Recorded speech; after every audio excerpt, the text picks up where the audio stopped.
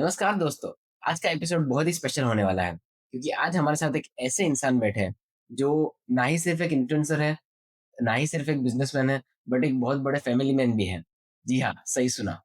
और आज हम लाए हमारे साथ ताज स्टोरीज पे मिस्टर वली मोहम्मद मेमन को। सर, सबसे पहले welcome to the Taj stories. हम आपका हार्दिक स्वागत करते हैं यहाँ पे। Thank you very much. तो सर, आज का हमारा पहला सवाल ये रहेगा कि वली भाई, आपने जब सोशल मीडिया का जर्नी स्टार्ट किया था, वो कहाँ से और कैसे स्टार्ट किया आपने? देखो, सोशल मीडिया पे तो मैं पिछले 12 साल से, और पहले मैं सोशल वर्कर था। और मेरी पर्सनैलिटी ऐसी है कि मैं सबसे पहले तो फ़ेसबुक पे एक्टिव था। इंस्टाग्राम आने के बाद जब इंस्टाग्राम को कोई नहीं जानता तो मैं उसको यूज़ करता था। तो ऐसा कोई फ़ेमस होने का शौक तो नहीं था मुझे।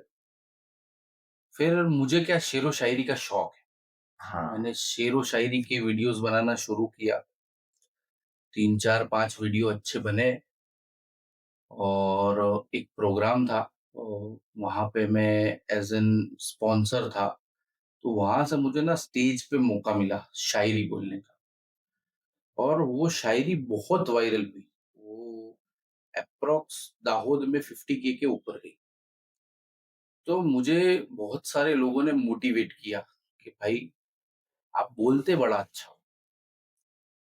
फिर ऐसा हुआ कि एक दिन एक बंदा था जो फ्रेंड ही है, उसके पास ट्रैवल्स की एजेंसी उसने नई-नई शुरू की है। उसने मुझे बोला, आप बड़ा अच्छा बोलते हो, मुझे एक वीडियो आपके वॉइस में बना दो। बस वो एक वीडियो बनाना था और वहीं से जर्नी का शुरू होना था। वो वीडियो एक दिन के अंदर दाहोद में 75 के गया। बहुत बढ़िया। वहाँ से हमारी शुरुआत ओके, तो वहाँ से जो आपकी जर्नी थी वो स्टार्ट हुई। स्टार्ट, पहले आपने शायरी से स्टार्ट किया था, शायरी से फिर स्टार्ट आपने आपके दोस्त ने बोला कि भैया एक वीडियो बना दो बना मेरा। दो। आपने वो फिर आप लोकल ब्रांड्स को प्रमोट करने लगे। जी। फिर क्या हुआ कि वो वाली जब रील मेरी चली ना, वो ट्रैवल्स वाली, तो उसमें क्या हुआ कि उसका उसको बहुत अच्छा रिस्पॉन्स मिला। उसके नहीं करते तो 30-40 बुकिंग हो गए 2 या 3 दिन में। और फिर एक गैलेक्सी होटल वाले थे हमारे दोस्त फैसल भाई, उन्होंने वो रील देखी तो उन्होंने बोला, मैंने भी नया रेस्टोरेंट ओपन किया है, अब हमारी भी एक रील बनाइए। तो फिर वहां से करी, तो भाई वो 1 डे में 1.25 के चला। बहुत बढ़िया। वहां से पिकअप पकड़ा, यानी ऐसे हुई शुरू। बढ़िया, बहुत बढ़िया। तो मतलब आप रैंडम रील्स डालते हो या फिर आपका कुछ कंटेंट स्ट्रेटेजी रहता है कि भैया ऐसे-ऐसे करूँगा? या फिर जैसे-जैसे ब्रांड्स आते हैं वैसे-वैसे आप डिसाइड करते हो? देखिए, मैं ना स्क्रिप्ट में नहीं मानता, ना ही मैं स्क्रिप्ट लिखता हूँ, ना ही मैं स्क्रिप्ट लिखी हुई पे वर्क करता हूँ। मैं नेचुरल स्क्रिप्ट बनाता हूँ, ऑन द स्पॉट बनाता हूँ। और मतलब क्या होता है, वो अपने अंदर एक टचवुड अपन, मैं नहीं मानता कि मेरा कोई ऐसा कमाल है, लेकिन वो ऊपर वाले का कुछ ऐसा दिया हुई चीज़ है कि मतलब अगर कोई प्रोजेक्ट मिलता है, तो मैं सिर्फ़ उसके बारे में सोचता हूँ ना भाई, तो अपनी स्क्रिप्ट निकल आती है। वो आइडियाज़। दिल से निकल आती है। वो फिर उसमें, और आज तक एक भी रील में ना ही किसी दिन स्क्रिप्ट लिखी गई है, ना ही कोई स्क्रिप्ट में रट्टा मारा गया है, क्या और ना ही कोई स्क्रिप्ट में मतलब पढ़ के बनाई गई। क्या बात है! आपको कब लगा कि हाँ, मैं इन्फ्लुएंसर बन चुका हूँ? जो लोगों से प्यार मिलता है ना भाई, आज से 6 महीने पहले, मतलब 6 नहीं 8 महीने पहले मैंने जून में पहली रील बनाई थी। तब शायद मुझे सोशल मीडिया पे कोई नहीं जानता था। मेरे 1300 फॉलोवर थे। मैं इतने सालों से यूज़ कर रहा था, लेकिन मेरे फॉलोवर सिर्फ़ 1300 थे। जैसी मैंने 2, 3, 4, 5 रील बनाई, और फिर जो मेरा एक, वो बोलते हैं ना, एक स्लैंग है, मैं ऐसे हाथ करके बोलता हूँ, हेलो दाऊद केम छो। भाई आज वो पोज़ीशन है, ऊपर वाले का टचवुड करम है कि जिस गली से निकलता हूँ, वहाँ लोग प्यार करते हैं, वहाँ लोग ज़ोर से चिल्लाते हैं, हेलो दाऊद। तो ये, अभी भी मैं नहीं मानता कि मैं पूरी तरह से कंप्लीट एज़ एन इन्फ्लुएंसर बन चुका हूँ। लेकिन लोगों का प्यार है, टचवुड ऊपर वाले का करम है, तो फ़ील आता है कि भई हम बन रहे हैं, जा रहे हैं, उस तरफ जा रहे हैं। ऊपर वाला हमें और सक्सेस करे, ऐसी हमारी भी खुद से खुद के लिए खुद की दुआ है। नहीं, ये वो तो आपने सही बोला, ये आपका बहुत फेमस है। एक बार हमारे दर्शकों को दिखाइए ना, ये वाला करके। हेलो दाऊद, केम छो? मज़ा आ गया, बहुत मज़ा आ गया। वो स्लैंग ने मुझे बताया, यस, यस, यस। वो स्लैंग ने बनाया है, हाँ, वो एक अलग पहचान दी उस यस, स्लैंग ने। आपका एक अलग वो यूनिकनेस है कि भैया ये वीडियो आप ही यूज़ करते हो और आप पे ही जचता है ये चीज़। हाँ, थैंक यू, थैंक ये यू। आपको दूसरे क्रिएटर्स से अलग करता है कि भैया हाँ, ये इनका क्रिएटर ये, से हाँ, ये बढ़िया, ये बहुत बढ़िया। आपका एक ऑप्टिकल का शॉप भी है, आपका जी, बिज़नेस भी है। जी। तो मतलब आपने ये जो शुरू किया उससे पहले ऐसे बिज़नेस पे थे कि पहले आपने ये किया फिर बिज़नेस स्टार्ट किया? देखिए, कि ये मैं फिर फैमिली बिज़नेस है, कैसा है आपका? बिज़नेस तो मेरा फैमिली, लेकिन कोई मुझे पूछता है ना कि आप अपने बारे में बताओ, तो मैं उसको यही बताता हूँ कि I am optician by profession, social worker by passion and influencer by choice. मेरा ये स्लोगन है। और मैं फर्स्टली ऑप्टिशियन हूँ, उसके बाद मैंने सोशल वर्क भी किया। मैं रोटरी क्लब का प्रेसिडेंट रहा 2016 से लेके 2019 तक। उसके अलावा कुछ रिलीजन वाले भी एनजीओज मैंने चलाए, 4 एनजीओज का मैं प्रेसिडेंट रहा। लेकिन 2021 में मेरे फादर का जब डिमाइस हुआ, तो मेरे पे क्या है कि ज़िम्मेदारियाँ बढ़ गई। जब तक फादर थे ना, तब तक कोई डर नहीं था। कोई कहीं पे रात को कोई 2 बजे कॉल करके बोलता था ना कि मुझे इस हेल्प की ज़रूरत है, तो हम भाग जाते थे। लेकिन अब क्या है कि फादर के जाने के बाद वो जो ज़िम्मेदारियाँ बढ़ गई ना, उसके बाद अभी भी मैं सोशल वर्क से जुड़ा हुआ हूँ। लेकिन वो हमारे में बोलते हैं बंद मुट्ठी वाला काम। पहले मैं ओपनली करता था, पोस्ट थे मेरे पास, लेकिन अब मैं उन सब से हट के बंद मुट्ठी जो भी मेरे से ऊपर वाला काम लेता है, मेरी कोई औकात भी साथ है नहीं। हाँ, लेकिन वो ऊपर तो वाला जो भी मेरे से काम लेता है, तो वो मैं बंद मुट्ठी कर लेता आपका जो ये ऑप्टिकल का बिज़नेस है, हूँ। जी, तो आपने मेरा जो सवाल था उसका जवाब मुझे मिला नहीं, जी। कि आपने पहले बिज़नेस स्टार्ट किया था उसके बाद इन्फ्लुएंसर में आए या पहले आप इन्फ्लुएंसर फिर उसके बाद मैंने बिज़नेस में? बिज़नेस स्टार्ट किया था आज से 14 साल, और इन्फ्लुएंसर बना मैं 6 महीने। तो मैं पहले बिज़नेसमैन हूँ, फिर सोशल वर्कर हूँ और फिर इन्फ्लुएंसर। वैसे भी मैंने सुना है कि आपका जो कास्ट है क्या कहते हैं माइमन वो बिज़नेस में बहुत जी, आगे जी, रहता है ऐसा कुछ है। जी, जी। वो ऐसा बोलते हैं कि अ, मेमन जो होते हैं ना, मतलब लोग हायर करते हैं उनको आइडियाज़ के लिए, बिज़नेस आइडियाज़ के उनका लिए दिमाग। मेमन्स को हायर किया जाता है। और अल्हम्दुलिल्लाह टचवुड कि मैं उस कम्युनिटी में बॉर्न हुआ हूँ कि भाई एज़ एन मेमन मैं बहुत प्राउड हूँ कि भाई मुझे उस कम्युनिटी में जन्म मिला है। और मेमन्स बड़े ना भाई बिज़नेस माइंडेड होते हैं, और दूसरा क्या बहुत मतलब बहुत क्यूट लोग होते हैं। आप अभी कभी मेरे से तो मिले हैं, लेकिन आप कभी कोई मेमन से मिलेंगे ना, मेमन आपको अपना बना लेगा। आप मेमन के साथ 1 घंटा बैठ जाएँगे ना, तो आपको ऐसा लगेगा कि आप मेमन को सालों से जानते हैं। ये मेमन के अंदर ऊपर वाले का दिया हुआ एक बहुत बड़ा गुण है कि मेमन किसी को भी अपना बना लेता नहीं, वो तो मुझे अभी से लग रहा है कि वली भाई अपने बचपन के दोस्त हैं। है। हाँ, तो ये मेमनों का ऊपर वाले का दिया हुआ कर्म है। तो सर आपके बचपन के बारे में कुछ बताइए, आपका बॉटअप स्कूलिंग वगैरह कहाँ से हुआ? आपका वतन दाहोद है? देखो, मेरे फादर जो हैं, वो हम लोग एक्चुअली मूल कच्छी है। हमारा जो नेटिव्स है ना, वो कच्छी है। हम कच्छी मेमन हैं। और मेरे दादा के दादा आए थे। कच्छ के अंदर एक गाँव है, जो कभी आपने आपको आइडिया हो ना, तो ये जो भूकंप आया था 2001 में, अर्थक्वेक आया था, ओके। उसमें एक गाँव बिल्कुल तबाह हो गया था माड़िया, माड़िया, मियाणा के बाजू में माड़िया मियाणा। वहाँ से मेरे दादा के दादा यहाँ पे मतलब वहाँ से अलग हुए थे, ड्यू टू वर्क रीज़न जो भी रहा होगा। और मेरे दादा सेटल हुए थे दाहोद में। पहले वो डभोई थे, उससे पहले मुंबई थे। और दाहोद में हमारी फैमिली है अप्रॉक्स 60 इयर्स। 60 इयर्स हमको दाहोद में हो गए। और मेरी पढ़ाई की बात करें तो बचपन बड़ा ही मतलब मिडल क्लास उसमें निकला, फ़ेज़ में निकला। फादर और मदर का मतलब मैं जितना शुक्रिया अदा करूँ, आज इस फ़ील्ड में तो ठीक है, लेकिन जो जो भी अल्लाह ताला ने इज़्ज़त दी है, उसका सबसे बड़ा श्रेय मैं अपने माँ-बाप को देना चाहता हूँ। उन्होंने एक समय ऐसा था कि हम खुदी रोड के अंदर तलावड़ी में रहते थे। अभी भी वहीं रहते हैं लेकिन अब वो तलावड़ी नहीं रही। तो इतना-इतना पानी भर जाता था घुटनों तक। तो मेरे फ़ादर मुझे कंधे पे बैठा के स्कूल छोड़ने के लिए बाहर रिक्शा आती थी वहाँ तक छोड़ने जाया। मैंने पढ़ाई की है सेंट स्टीफन से मैं 1 टू 10th पढ़ा और 11th-12th मैं एलएफएस से पढ़ा और ग्रेजुएशन करने के लिए मैं पूना गया था लेकिन ड्यू टू फैमिली इश्यूज़ मैं वापस दाहोद आ गया था और मैं नवजीवन आर्ट्स एंड कॉलेज में ग्रेजुएशन कंप्लीट किया है। और फिर उसके बाद आपने बिज़नेस टेक ओवर मतलब बिज़नेस में बैठ गया। मैंने एक्चुअली ग्रेड 1 की एग्ज़ाम के लिए प्रिपरेशन किया पहले थोड़ा, फिर क्या हुआ कि वो थे हम मेमन ही, मेमन होए એટલે बिज़नेस माइंडेड होए वो बात है, तो हम फिर वही फादर तो ना बोलते थे, फादर बोल देते थे कि जैसे तेरे को जो करना हो, जब तक मैं सलामत हूँ तो तेरे को कोई दिक्कत नहीं आएगी। लेकिन वो बोलते ना कि मतलब बिज़नेस में दिमाग था ही पहले से।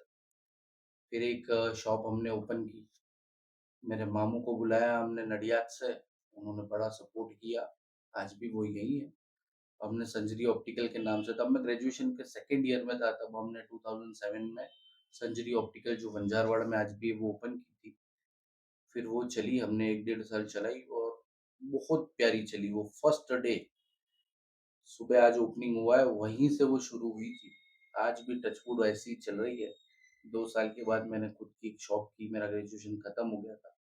फिर मैंने एक भाटवाड़ा स्कूल के सामने फादर ने मेरे को एक नई दुकान दिलाई, एस मीरा ऑप्टिकल और वो तो टूट गया ना? मतलब वो अभी टूट गई, डिमोलिशन लेकिन में वो वो हाँ, वो डेमोलिशन में टूट गई, लेकिन वो 2009 में मैंने ओपन की थी उसको। 2009 से मैं वहाँ तक रहा, 2020 तक वो शॉप मैंने चलाई।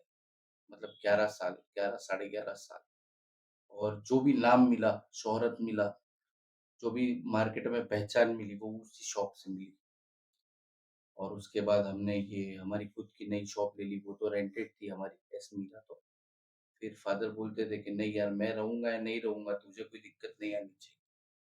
और वो बोलते थे कि मुझे मालूम है एक दिन ये दुकान अगर मैं रहा और ये दुकान पे खतरा तो है ही, वो वैसे पहले से बोलते थे।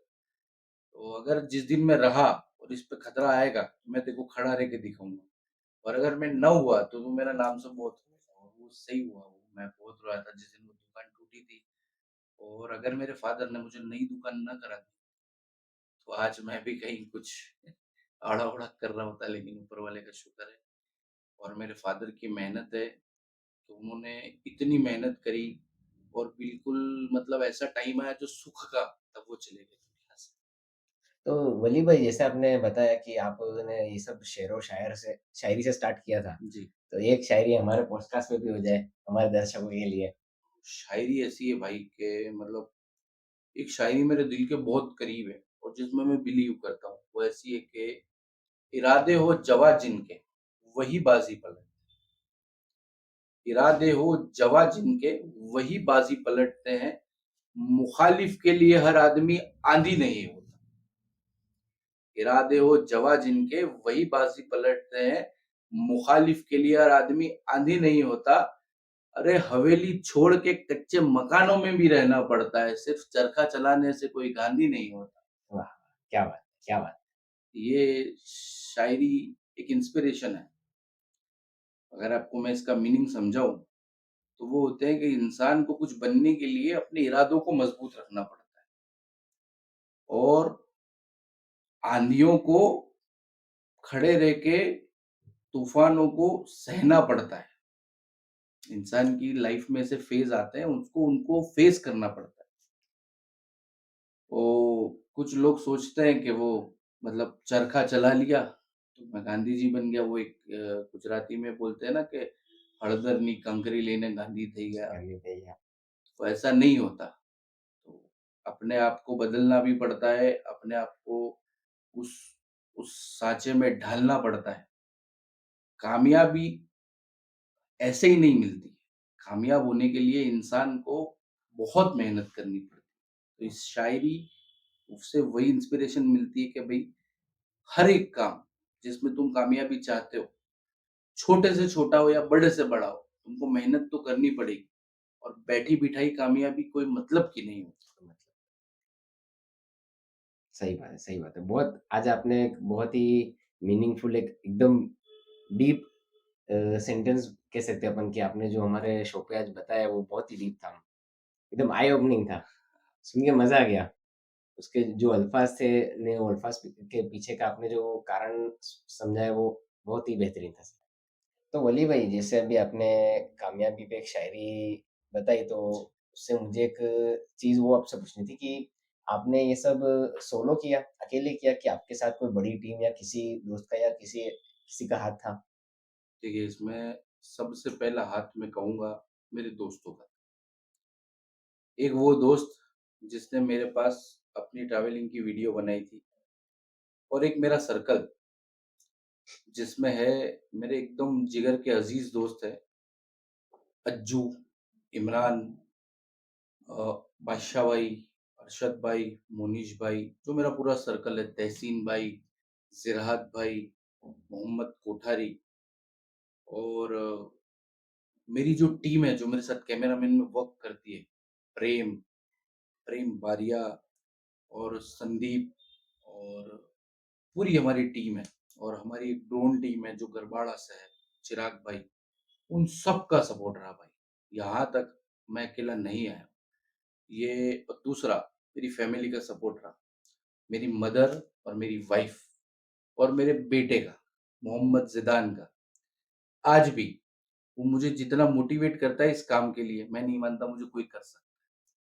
वो मेरी एक्शन मुझे मार के बताता है कि पप्पा ऐसे बोलते हो ना तो थोड़ा ऐसा चेंज करो और वो सिर्फ़ 9 साल का है। और ही इज़ एन यूट्यूबर, उसका खुद का चैनल भी है यूट्यूब। वो शॉर्ट्स भी बनाता है, बड़े वीडियोज़ भी बनाता है और मैं ऐसा मानता हूँ कि वो फ्यूचर में बहुत बड़ा क्रिएटर बनेगा। बहुत आगे जाएगा। बहुत तो जैसा कि आपने फैमिली की बात की तो आपने कब फैमिली स्टार्ट की? इसके बीच ये सब कब हुआ? कब शादी हुई आपकी?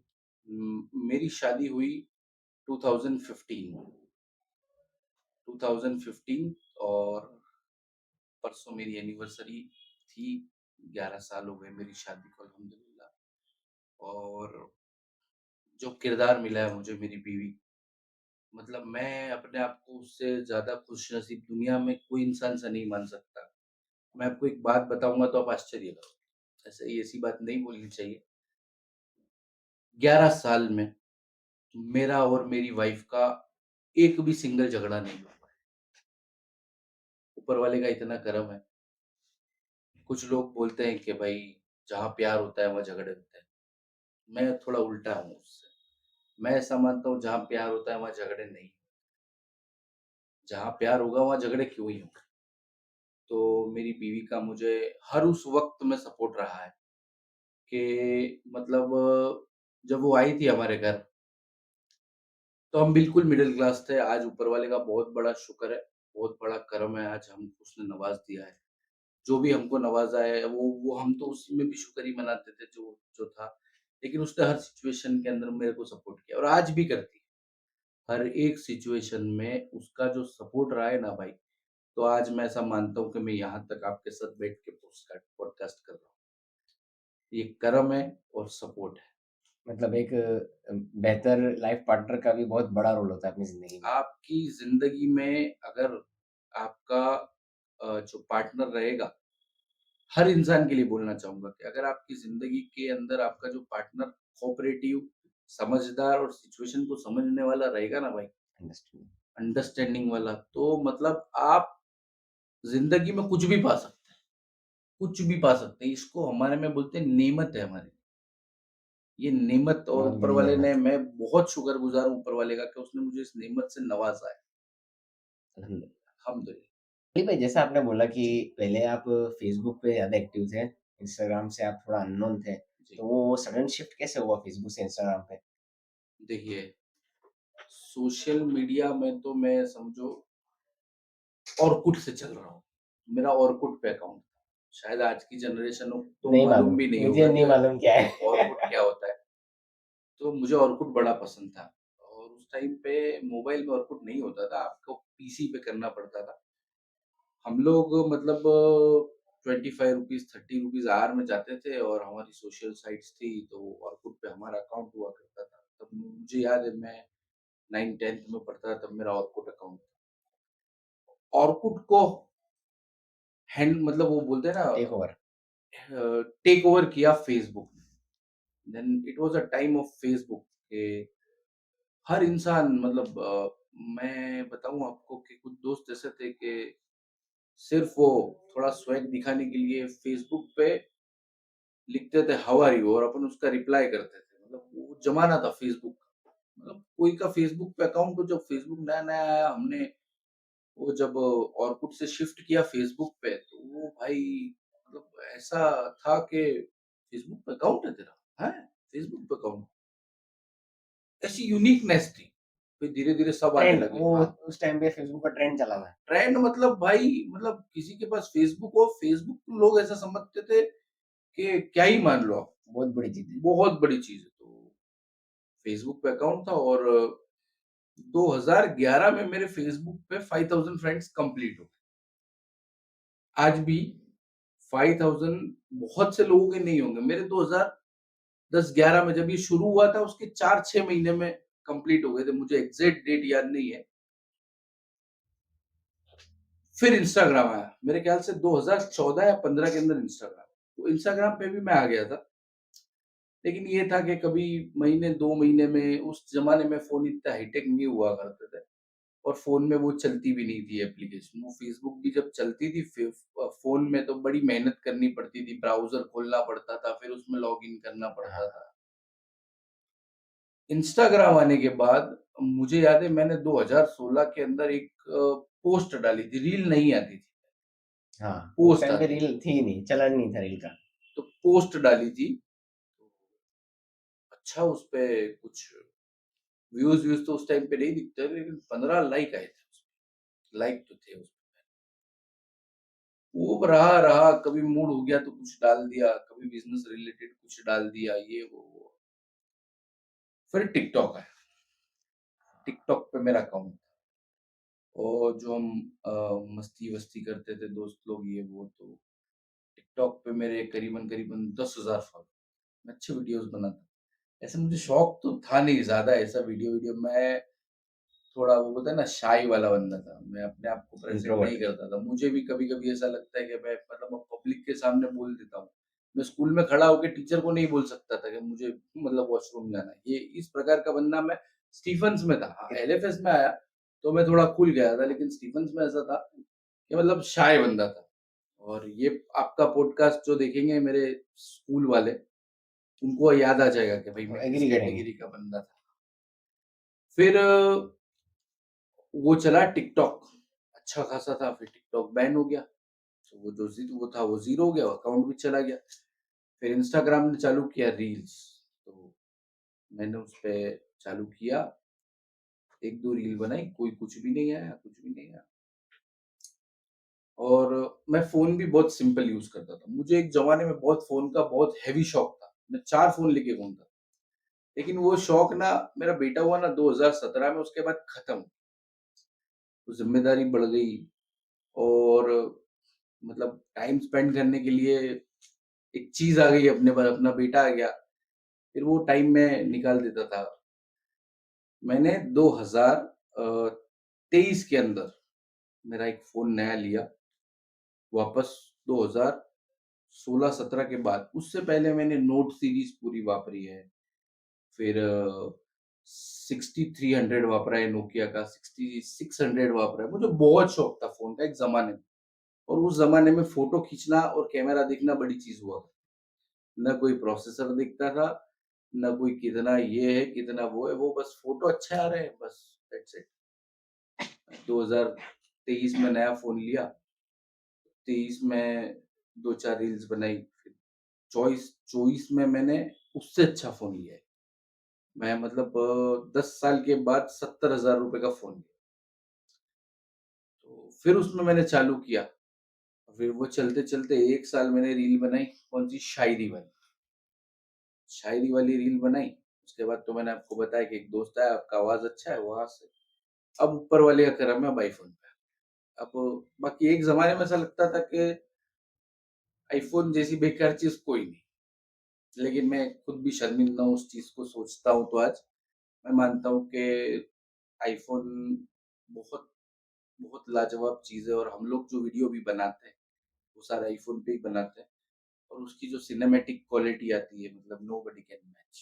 तो अब ऊपर वाले का करम है कि अब अपन इन्फ्लुएंसर भी बन गए हैं। हाँ, अब तो ऐसा कॉन्फिडेंस भी आ गया है कि कहीं पे कुछ भी हो, कभी भी कोई स्क्रैच भी से। रील्स बना देते हैं, तो बस वही चल रहा है। बढ़िया है, बढ़िया है। जैसा अभी बोला आपने कि आईफ़ोन पे बहुत अच्छा आता है वीडियो शूट वगैरह, तो मार्केट में जहाँ तक मैं जानता हूँ सब मार्केट में वो उसका हवा बहुत है अपने सैमसंग अल्ट्रा का, जी, S24 अल्ट्रा, S24 अल्ट्रा, ओहो! तो वो सिर्फ़ हुआ है कि फिर उसका भी है अच्छा नहीं, की?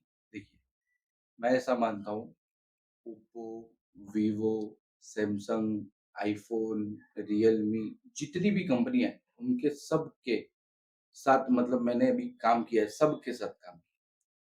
तो मैं ऐसा मानता हूँ कि हर फ़ोन अपनी जगह पे सही है, लेकिन मैं जो क्रिएटर हूँ हाँ, मैं वही पूछ रहा हूँ कि हाँ, अगर आप कंटेंट क्रिएटर हैं, जी, सपोज़ कि मैं भी कंटेंट क्रिएट करता हूँ, जी। मैं अगर कोई अपने दर्शक में से कोई देख रहा हो जिसको कंटेंट क्रिएशन करना हो तो उसके लिए बेस्ट कौन-सा रहेगा? उसके लिए बेस्ट वो आईफ़ोन आईफ़ोन भी ले सकता है और आईफ़ोन में अगर उसको लेना हो तो मैं उसको प्रेफ़र करूँगा 15, 16, 17 अगर उसकी कैपेबिलिटी हो तो। और सैमसंग भी भाई अनडाउटेडली बहुत ज़बरदस्त उसका भी रिज़ल्ट है। लेकिन ये है कि हमारे पास जो सॉफ्टवेयर है, जो हम लोग एडिट्स करते हैं, वो ज़्यादा एप्लीकेबल आईफ़ोन में है, तो इसीलिए हम आईफ़ोन यूज़ करते हैं। बाकी अभी जो जितने भी हाईटेक फ़ोन आ रहे हैं ना भाई, वो सभी एकदम लाजवाब हैं। बढ़िया। चाहे वो ओप्पो, चाहे वीवो, चाहे रियलमी हो, चाहे सैमसंग हो, चाहे कोई भी मैं बोलता हूँ लावा जो है ना लावा, उसका भी फ़ोन लाजवाब। क्योंकि सभी कंपनियाँ अब एक-दूसरे से कम्पीट करती हैं, तो कुछ नया लाती है, कुछ नया लाती है और मैंने अभी तक ऊपर वाले के करम से सबसे काम कर लिया। सब मतलब मैंने बहुत सारे मोबाइल शॉप्स पे बहुत सारे अभी मैंने लास्टली एक वीवो का फ़ोन आया था, वीवो एक्स 300 उसको लॉन्च भी मैंने एक शॉप पे किया था मोबाइल हब पे। हाँ, हमारे धीरज भाई केवलानी देखा, हैं, देखा वीडियो देखा। उन्होंने हमसे वो उसको लॉन्च करवाया था। तो मतलब मैं मानता हूँ कि सभी बढ़िया है, लेकिन हाँ, एज़ एन क्रिएटर मैं कहूँगा अगर किसी को एक इन्फ्लुएंसर बनना है, अपना करियर इसी में बनाना है, तो वो आईफ़ोन प्रेफ़र करे, उसको ज़्यादा बेटर रिज़ल्ट्स मिले। तो वली भाई, अब तक आपने जो बताया वो तो चलो ख़ैर आपने सब अच्छी बातें बताई। अभी ऐसा कोई फ़ेज़ रहा है आपकी लाइफ़ में जो थोड़ा डाउन था, ऐसा जहाँ पे आपको लगा कि भैया ये थोड़ा टफ़ फ़ेज़ था मेरा लाइफ़ का? देखिए, पहले तो मैं शुक्र मानता हूँ ऊपर वाले का कि उसने मुझे मतलब किसी भी कठिनाई में, किसी भी जगह पे डाला है, अगर मुश्किलों में डाला है, तो उसने मुझे निकाला है। बहुत शुक्रगुज़ार हूँ मैं मेरे रब का।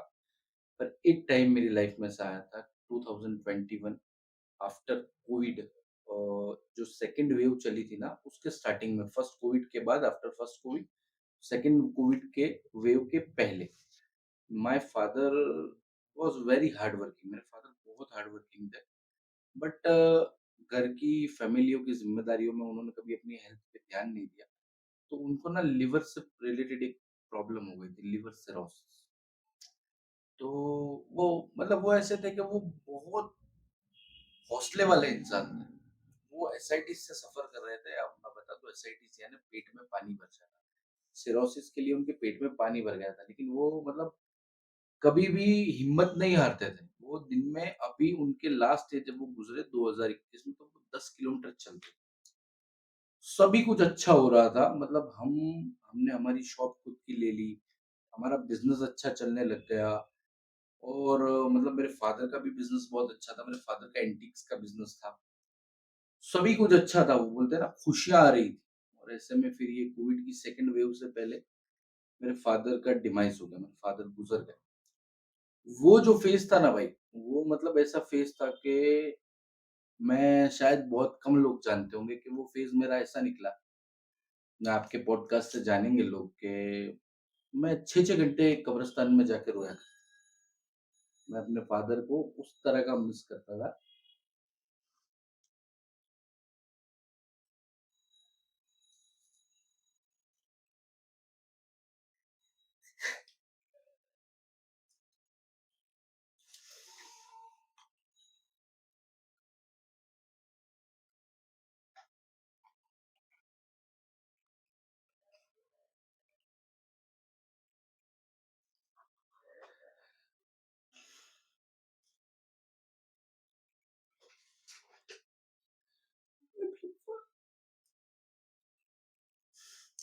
टेक योर टाइम, टेक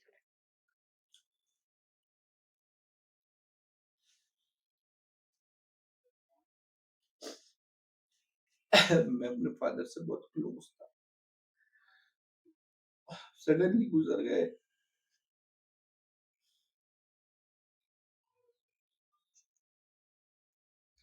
घर वालों को भी पता नहीं थी कि मैं बहुत ज्यादा डिप्रेशन में चला गया था। वो बोलते हैं ना, डिप्रेशन की पीक पे चला गया था, बीमार हो गया।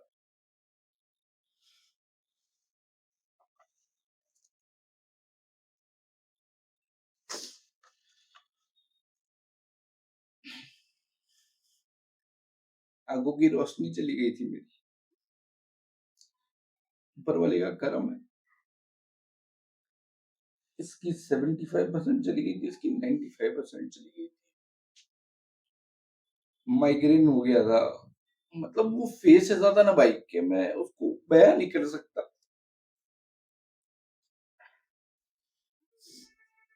1 साल लगा, पूरा 1 साल उस फेस से निकलने में।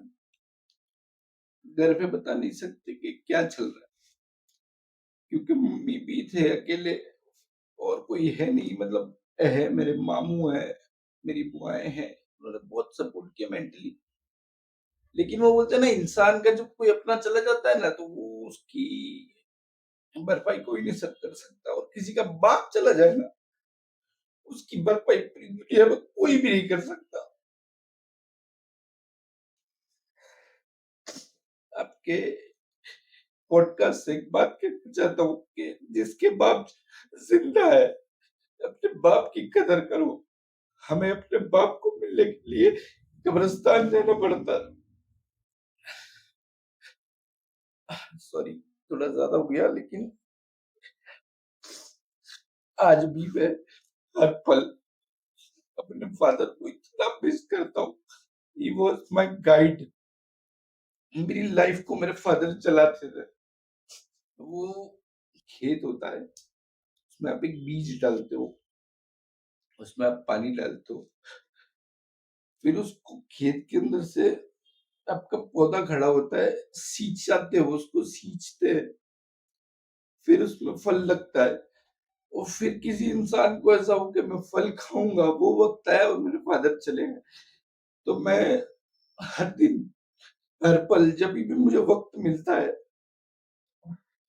मैं अपने फादर के लिए दुआ करता हूँ, अपनी मदर के लिए दुआ करता हूँ, उनकी लंबी उम्र के लिए दुआ करता हूँ।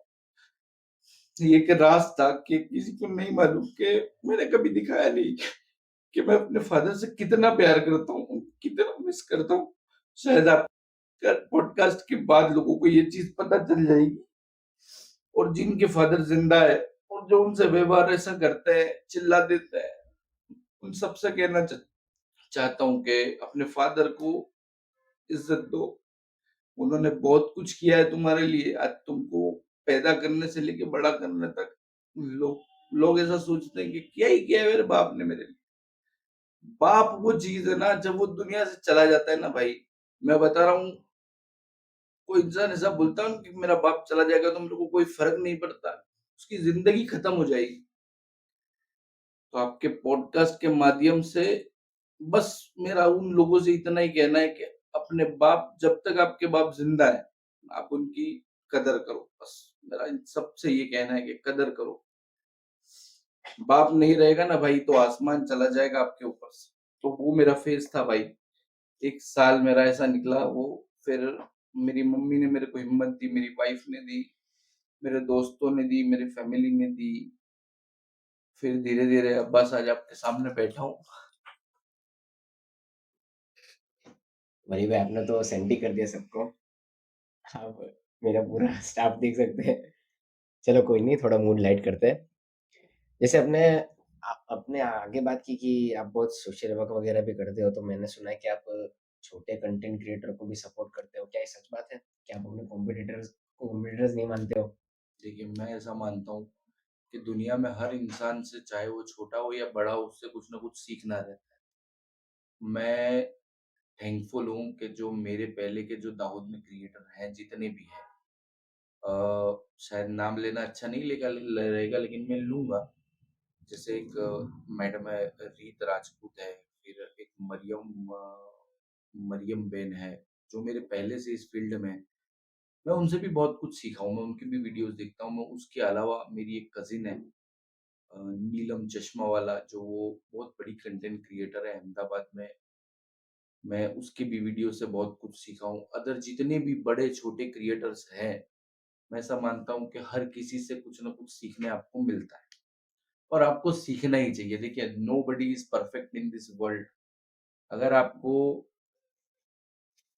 किसी से सीखना पड़े तो मतलब मैं ऐसा बंदा हूँ कि मैं ऐसा मानता हूँ कि मुझे किसी से सीखना पड़े ना और मैं हर दिन सीखने का ट्राई करता हूँ कि मुझे मेरी टीम के बंदे भी कभी मुझे समझाते हैं ना तो मुझे मज़ा आता है। मुझे ऐसा लगता है कि नहीं यार मतलब मुझे कुछ नया सीखने मिल रहा है और मैं पहले से इस कैटेगरी का बंदा रहा हूँ कि मतलब मैं नया-नया सीखने में बहुत मतलब तत्पर रहता हूँ कि नहीं यार कुछ नया सीखने मिले।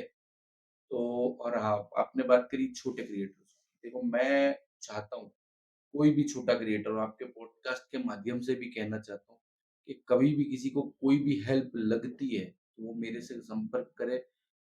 किसी को टीम की ज़रूरत है, किसी को स्क्रिप्ट की ज़रूरत है, किसी को शूट के लिए बंदों की ज़रूरत है, सब कुछ मैं उनको प्रोवाइड करूँगा। अभी भी मैं करता हूँ कुछ लोगों को। तो मेरा इंटेंशन ऐसा है कि मैंने जो किसी से सीखा है, वो मैं किसी को रिटर्न दूँ। और इन फ्यूचर भाई मेरी ऐसी बहुत बड़ी ऐसी तमन्ना है कि मैं ना एक एडवर्टाइज़मेंट एजेंसी खोलूँ, जिसके अंदर सारे इन्फ्लुएंसर जो भी मेरे साथ काम करना चाहें, उन सबको मेरे अंदर मतलब मेरे अंदर तो क्या लूँ एजेंसी के वो उनकी खुद की एजेंसी रहेगी वो। अभी क्या हो जाता है ना कि मतलब जैसे कि बहुत सारे प्रोजेक्ट एक साथ हो जाते हैं ना मेरे पास, तो मतलब बहुत मसले क्रिएट हो जाते हैं कि भाई यहाँ जाना। हमारे हर्ष भटनी भाई हैं और परम भाई हैं और दाऊद वाले जिन्होंने हमको बड़ा सपोर्ट किया है। वो बहुत मतलब बहुत सपोर्टिव है। मैं आपके माध्यम से और दाऊद का भी मतलब थैंकफुल हूँ उनके लिए भी कि आज यहाँ तक पहुँचाने में उनका भी बड़ा हाथ है। तो उनसे भी मतलब बहुत सारा गाइडेंस लिया है, उनसे बहुत कुछ सीखे हैं। तो कहने का अर्थ ये है कि हर इंसान से सीखना चाहिए और छोटे जितने भी क्रिएटर हैं उनको कोई भी आइडिया कभी भी चाहिए, मेरी प्रोफ़ाइल के अंदर मेरा नंबर है, मुझे कॉल कर सकता है और एक चीज़ इंसान को बना के रखनी चाहिए कि हर एक चीज़ से सीखना चाहिए। ये मेरी सोच है। जैसा अभी आपने बोला कि एक साथ बहुत सारे काम आए तो मतलब आप अपना बिज़नेस भी सँभालते हो, फिर ये भी करते हो, फिर मान लो कि आपका एक साथ बहुत सारे प्रोजेक्ट आ गए, मतलब आपने एक दिन में कितने प्रोजेक्ट किए हैं? मैंने दिवाली से 2 दिन पहले एक दिन में 7 प्रोजेक्ट किए थे और आज मैं आपके साथ बैठा हूँ। आज तारीख है 18, कल 17 तारीख थी। 17 फ़रवरी को कल मैंने 5 प्रोजेक्ट किए थे और अभी तक मैं टोटल में अ, अराउंड 250 प्रोजेक्ट अपने दाऊद दाऊद में कर चुका ऑसम। हूँ और अभी मुझे कॉल आते हैं, गोधरा से आए हैं लिमडी का तो एक मैं प्रोजेक्ट कर चुका हूँ। तो मेरा भाई, मेरा दोस्त हुसैन जो है, जो डीटीवी न्यूज़ चलाता है, उसके थ्रू मुझे वो प्रोजेक्ट मिला था और उसके पास अभी बहुत सारे प्रोजेक्ट मेरे लिए बाहर के भी हैं। और दाऊद वाले हर्ष भाई के भी बहुत सारे कॉल होते हैं यहाँ के लिए, वहाँ के लिए। लेकिन क्या है बहुत मुश्किल हो जाता है यार।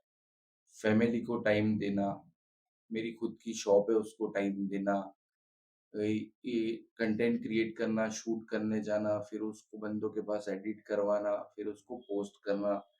और मेरा एक सिंपल लॉजिक ऐसा है भाई कि मैं कोई भी कॉन्सेप्ट बनाता हूँ ना, तो मेरा सोच यही रहता है कि वो इंसान को यहाँ लगे और बहुत कम ऐसी चीज़ होती है, कभी मुझसे भी भूल हो गई होगी, मैं इंसान हूँ। मैं ऐसा चाहता हूँ कि भई रियल कंटेंट लोगों को मिले। मैं जिस भी चीज़ की ऐड कर रहा हूँ, वो 100% रियल हो, ऑर्गेनिक हो और वही उसका पब्लिक फ़ायदा उठा सके। बेटर। और मैं मतलब मेरा ऐसा सोच है कि मैं उनको माइंड तक हिट करता हूँ। आज जो मतलब मैं मेरे को इतने सारे प्रोजेक्ट मिलते हैं, उसका कारण भी यही है कि मैं पब्लिक के दिमाग तक पहुँचने का ट्राई करता हूँ। क्योंकि मैं मेमन हूँ, आपको मालूम ही है, मुझे पता है बिज़नेस कैसे होता है।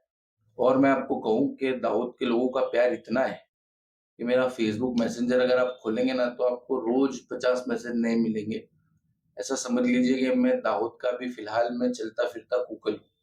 किसी को चप्पल लेने होते हैं तो भी मैसेज आते हैं, किसी को गाड़ी के पार्ट्स लेने होते हैं तो आते हैं, किसी को मोबाइल लेना है, किसी को मतलब बाइक्स की एक्सेसरीज़ लेनी है, किसी को कार की एक्सेसरीज़ लेनी है, किसी को अगर रिलेशन वाले आ रहे हैं तो होटल में रूम बुक करवाना है, तो भाई मुझे मैसेज आता है और ये उनका प्यार है और मैं इससे बहुत खुश हूँ भाई। मतलब शायद ही ऐसा कोई बंदा आपको मिलेगा जिसको रोज़ 50 अननोन नंबर से मैसेज आते होंगे, दाऊद के अंदर कौन-सी चीज़ कहाँ मिलेगी उसकी इंक्वायरी के लिए। तो मैं तो इसमें अपनी खुशनसीबी मानता हूँ कि भई लोग मुझे इतना प्यार दे रहे हैं और लोग मुझे अपना समझते हैं। आज कोई किसी अननोन इंसान को डायरेक्ट मैसेज नहीं करता है और मैं इस कैटेगरी का बंदा हूँ कि मैं उन सबको रिप्लाई देता हूँ। आपके वीडियोज़ देख के लोग आपके साथ जुड़ गए जुड़ ऐसा, गए, बिल्कुल जुड़ कि गए। बिज़नेस आपको अप्रोच कर रही है, भैया ये चाहिए, ये कहाँ मैं मिलेगा? कहीं भी जाता हूँ ना, मुझे भाई 60 इयर्स 70 इयर्स के लोग जब मिलते हैं ना, तो वो मुझे बोलते हैं कि भाई તમારો વિડિયો જોઈને બહુ મજા આવે છે બેટા, વેરી ગુડ यार, यू आर गुड गोइंग। अभी मैं बीच में गार्डन में गया था तो एक अंकल ने मुझे रोक लिया, तो उन्होंने मुझे ऐसे देख के बोला, તમે પેલા જ છો ને જે इंस्टाग्राम पर वीडियो बनाओ છો? Real incident. तो मैंने बोला, यस अंकल। बोले यार હું તમારા બધા જ વિડિયો જોઉં છું। फिर उन्होंने अपना इंस्टाग्राम खोल के बताया કે બહુ વધારે તો મને વાપરતા નથી આવડતું. પણ મેં મારા ઘરે કહીને તમને ફોલો કર્યો છે ને તમારો વિડિયો આવે છે એટલે મારામાં આવે છે। હું જોઉં છું તમારા બધા વિડિयो ને તમારા બધા વિડિयो बहुत सारा હોય છે। क्या उन्होंने बात मेरे करते को हो? बहुत सारी दुआएँ दी भाई, बहुत सारा मतलब गुड विशेस दी कि भाई तुम जीवन में बहुत आगे बढ़ो। तो भाई सोशल मीडिया से ये कमाया है। ये ऊपर वाले का पहले तो कर्म है, अपनी कोई ऐसी औकात बिसात है नहीं। मैं नहीं मानता कि मैं जितना भी किया है, जितना कर रहा हूँ उसमें मेरा कुछ है, सब उसका कर्म है भाई। उस ज़ात का कर्म है तो वो अपने को निभा रहा है और अल्लाह इज़्ज़त दे रहा है। सराखों पे उसका कर्म है और वो बना रहे, बस ऐसी हमारी दुआ प्रार्थना है। तो वली भाई, जैसे आपने बात की कि अभी ऊपर वाले की बात हुई, तो अपना अभी रमज़ान आने वाला है, तो फिर आप सब कैसे मैनेज करोगे? आपका वर्क शेड्यूल कैसे रहेगा?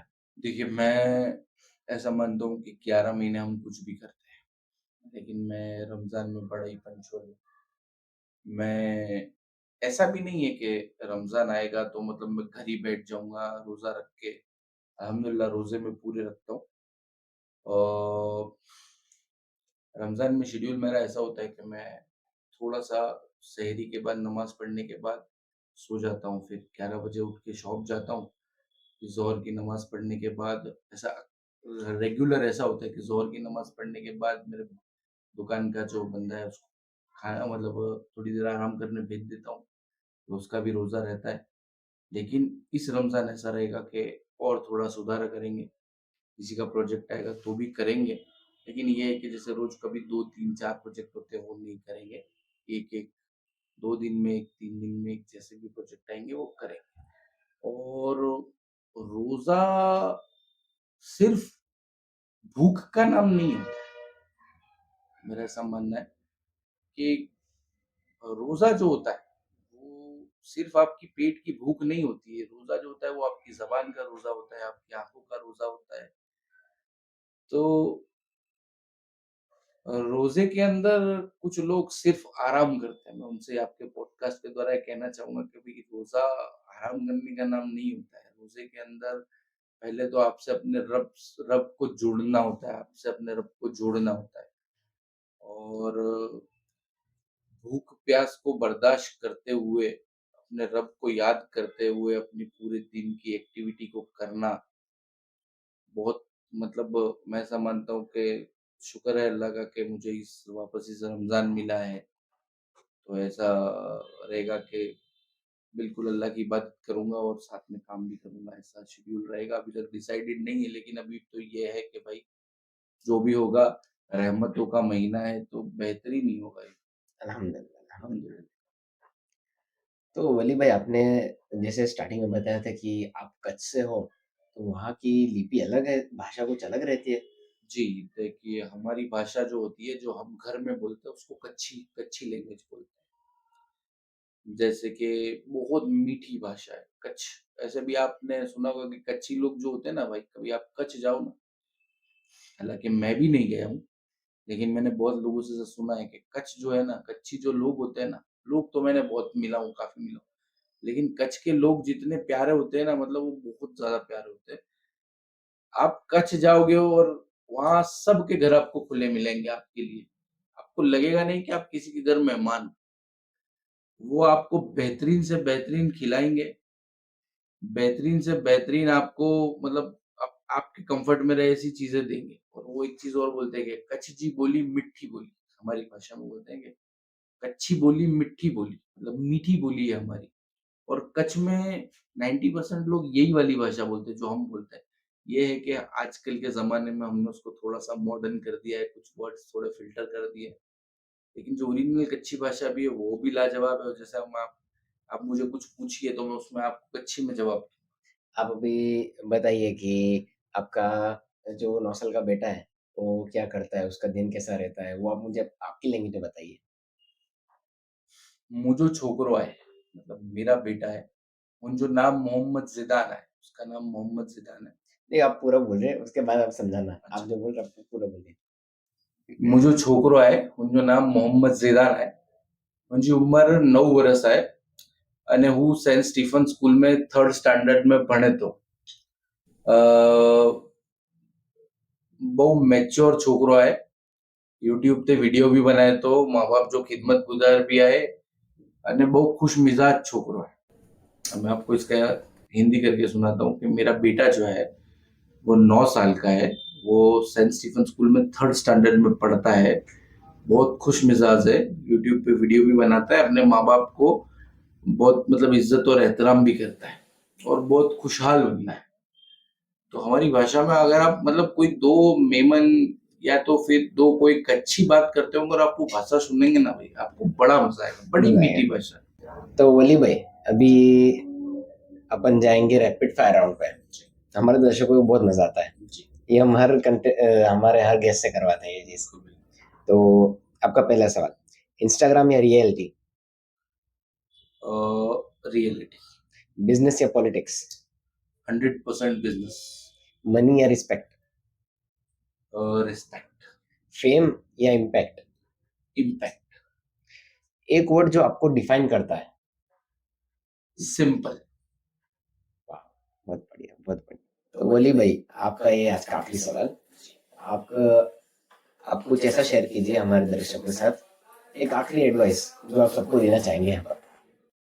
सबसे पहले तो मैं कहना चाहूंगा कि इज्जत करिए, अपने माँ बाप का ख्याल रखिए, अपनी पार्टनर की रिस्पेक्ट कीजिए, वुमेन्स की रिस्पेक्ट कीजिए, अपना लाइफ में एक गोल बनाइए कि मुझे क्या करना है, मुझे कहाँ जाना है।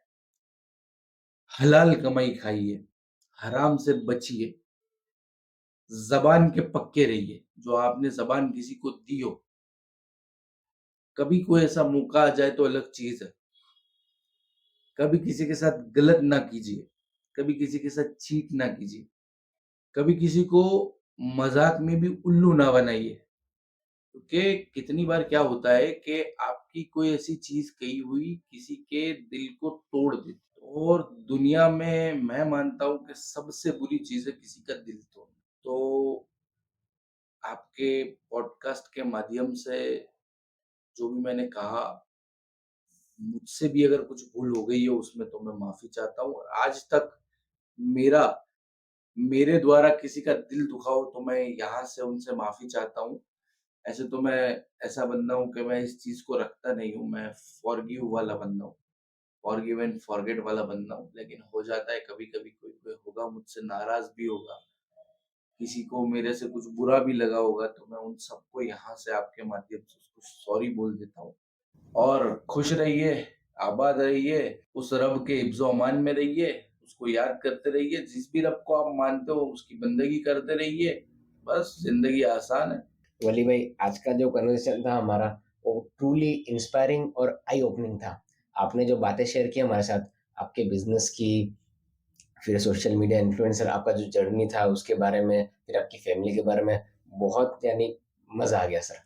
नहीं, मैं भी इस बात पे एक बात ऐसी कहूँगा कि भाई आज मैंने अपना दिल खोल दिया है। आज मैं आपको जो बातें बताई है, मतलब शायद ही कोई लोग जानता होगा। ये मेरे बारे में इतना जितना मैं आज आपको खुल के बताया, तो मैं अभी आपके लिए बहुत थैंकफुल हूँ कि मतलब आपने मुझे इस तरह का मौका दिया। देखिए, इंसान के अंदर कुछ होता है ना, उसको बाहर आना भी ज़रूरी है। और आपका जो ये माध्यम है ना भाई, मतलब अल्लाह आपको इसमें बहुत आगे ले जाए। मेरी ऐसी आमीन। दुआएँ, दिली दुआएँ हैं। रमज़ान का महीना तो चालू चल ही रहा है, आपका चल रहा है, हमारा कल से शुरू हो जाएगा। तो बस आप ऐसे ही खुश रहिए, आबाद रहिए, आगे बढ़ते रहिए, ऐसी हमारी दिल से दुआ है। हम भी बहुत थैंकफुल है आपको यहाँ पाके। Thank you very much. दोस्तों, अगर आपको ये एपिसोड पसंद आया हो तो लाइक, शेयर और सब्सक्राइब कीजिए। और हाँ, मिलते हैं नेक्स्ट एपिसोड में।